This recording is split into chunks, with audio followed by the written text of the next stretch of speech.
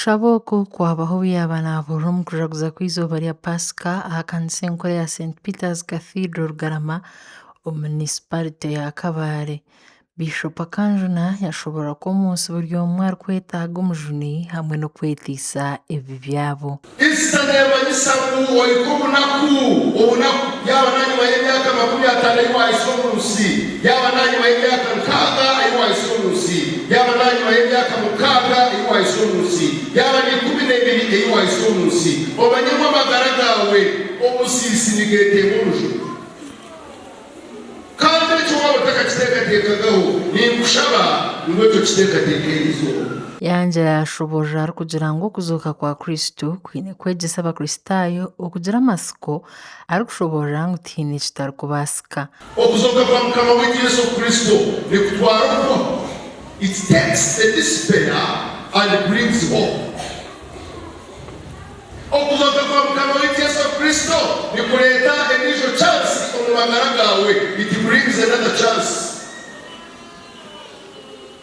Okuzuuka kwa Mukama waitu Yesu Kristo nikutwijusya omujungu nagira ngu Easter reminds us that no matter what our past, we have permission to leave it behind us and embrace hope, joy of a new life. Yanjira ashaba abakristaayo okugira ngu okuzuuka kwa Kristo kutwijusye kugira ngu nitubaasa kwebwa ebyenyima tukareeba eby'omu maisho. Okuzuuka kwa Mukama waitu Yesu Kristo nikutwijusya ngu ekyenyima twine orusa okubiteera amabega tukabigambira ngu tinkiri wamu, tinkitegekwa byabiri, tinkikora byabiri, tinkitwaza kwakundi. Erizooba today nahinduka omuntu musa.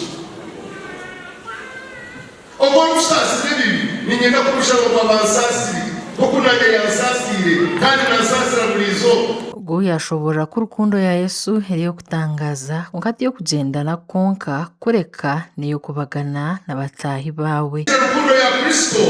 Rukundo ya Kristo genda tubagane n'abandi. Yakira omugisha gw'okuruga ahari Ruhanga ogenda obagana abandi go blessings. Otagenda otijuzibwe, otagenda otasaasirwe ahubwo amakuru g'okuzuuka n'okugarurwa busya okagira obusinge obw'ensi etari kugaba, okagira okushemererwa kuba otari kuba mu kindi kintu, okagira amasiko agabiriho n'ebirikwenda kwija, okagira obusinguzi omu magara gawe. Ehanangiriza abakristaayo okureka kurwana entaro okwihaho bazirekere Yesu niwo murwano wabo. When you know that you are innocent, kana waba nomanya ngu niwe okakikwamu konka waba nomanya ngu toyine banja birekere Yesu arabigira ata arabimara. Nawe Bishop wahumwire Emeritus George William Kirande arikuburira kanisa All Saints Church omuri Kabale Municipality yahiga abakristaayo okwetiisa ebi byabo ahabw'okuba Yesu akatufeera aha musharaba ahabwa ebi byaitu.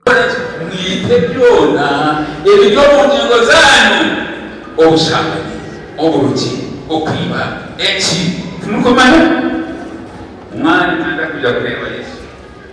Pawulo natandikira ikunda Pawulo nahabw'ekyo ebi byabeeraho mwite ebintu ebiryo mu ngingo zanyu ebirikubatanisa n'abandi obushuma okukiraki yimwe abarikubebya abandi corruption.